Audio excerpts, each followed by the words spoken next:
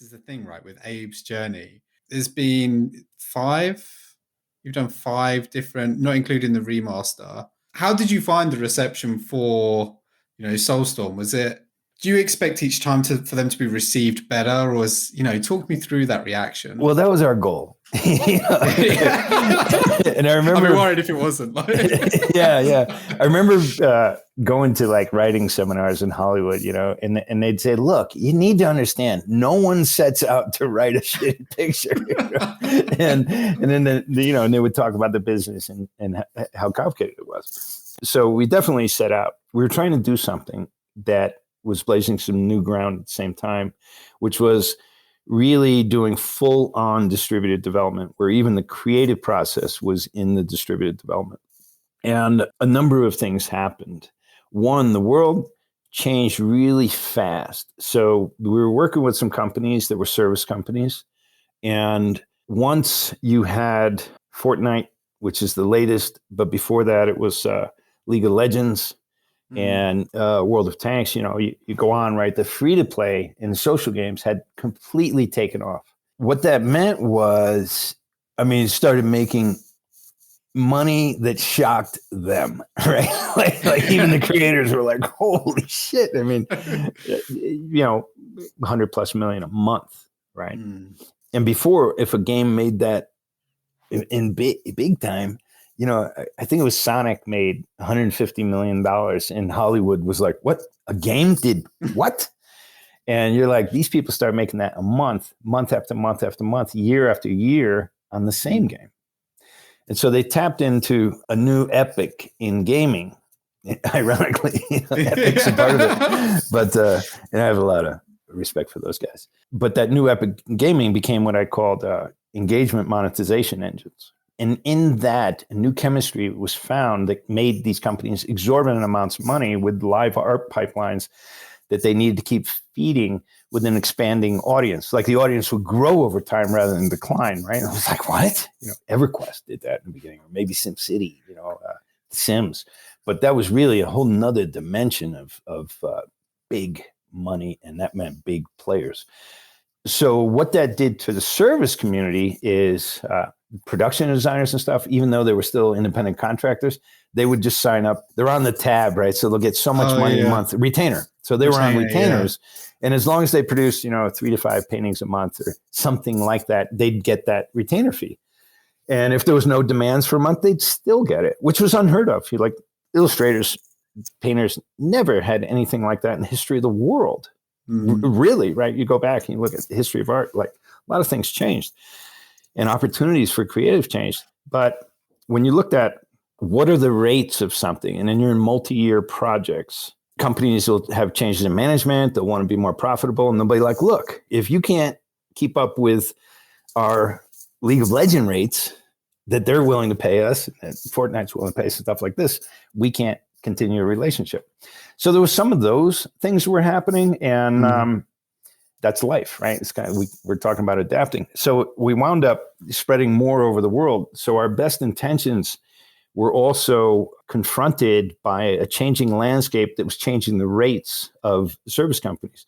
Now we were self-financing, so it didn't make it any easier, right? And we didn't have like a big publisher going, well, we think we can do this if you do this and that. And so we can go higher, but we need to have these things in that'll monetize better. We didn't have any of that. So we were just, in hindsight, it was kind of a miracle that we delivered. And it was made a lot more challenging because of COVID. Yeah, I bet. And so our model was, well, we'll satellite from a hub and we'll manage companies around the world, right? Teams around the world working on specific things, and we'll try to kind of do it a little more like aerospace, and like everyone doesn't have to know the big picture. As long as they do this part well, then we'll mil-spec, we'll fit it all together later. And so there was a number of upsets on that front. And we were now for the first time saying we're engaging a new project, a creative project, where virtually all resources will be outsourced. And myself and Benny were on the home team, and Benny was doing the executive producing, and Benny Terry. And it wound up that where we started, it was brutal. But where we started was, we were like, well, we wanted to not work. I was working with primarily the UK, and some great people there, and they then would start their own company and work with us on the new projects. They had left old companies, but we wanted to keep working together. There's some great stuff there. But we were also like, man, it's brutal trying to manage UK time, right? Like, what's your hours going to be? But what happened to us was we were trying to keep it largely on East Coast time and West Coast time. And we had UK, but we had a pretty good language going with them already, pretty good pipelines going with them already. But then it wound up started pushing further east. So then it went into Morocco and into Malaysia and Indonesia and a little bit in the Philippines and ultimately Australia, the west coast of Australia. So it's just like worse for the time zones, right? And that left myself and Benny in a position where, we'd have 9 a.m. calls. We would start at 9 a.m. as the UK is kind of phasing out. And then let's just say, and then you're trying to deal with everything. At 9:30 p.m., that's when you're going to be on the phone with the Australians. And that was an average day. And that went on for a few years. So it was really hard. And there's something that I've said before, which is, and a lot of movie directors and producers I've heard say this, which is there's a project you intend to deliver, and then there's what you can deliver. And sometimes that determines, winning and losing big time. Because if you don't deliver, it's all over. We're just a small IP that was self-financing projects in a distributed development environment.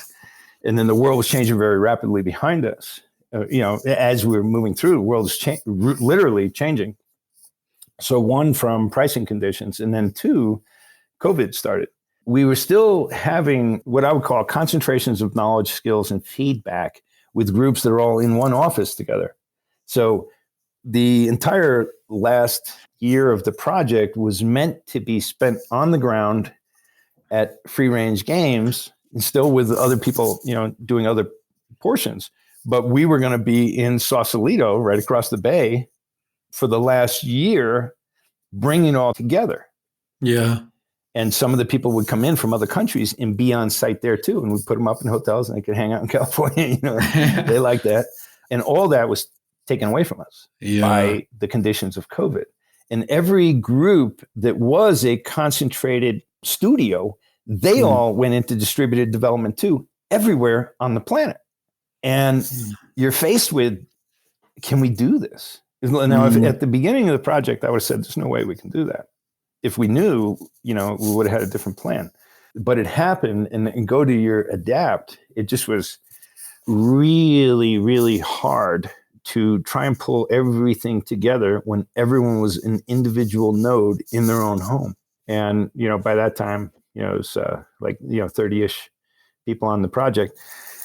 It's just incredibly hard when you ultimately want to be like, to wrap up the previous projects, I would fly to the UK and we'd sit down and I'd be there for a few months and we'd dial it in, or, at different phases, I'd be there for a little while. And we could have that collective energy, which I don't know how it can be measured, but sociologically, and I'm sure economists would figure out a way to measure, like, what's the benefit of that collective mind being in the same spot where you're stimulated by the other people in the room. And it's not just so-and-so's going to call, or you're going to have a group call, or you're going to try and share screens. Oh man, Zoom is just beginning, and Slack and tools, and you end up diluting like everything as well, because if you're distributing, then you're distributing again, and no point you can bring that all back in. It's like playing a game of football and having no half time where people, come back together. It's like, what happens then? You just play the same way for 90 minutes. Like, it just, man. Yeah. So, there's things I would certainly like to have changed about the game, but honestly, people worked really hard. Some people suffered tremendous hardships around COVID, family members, things like that, other reasons. It was a long project for us. You're doing your best to try and feel a collective team, when you're so distributed. And so in some ways, you're making an extra effort to try and be human in that process. And then tragedy happens, and it's really disruptive, without going into specific cases, because I think it's a lot of personal stuff. It's a miracle we delivered. We, of course, would have liked to seen that we released with some other conditions, but we released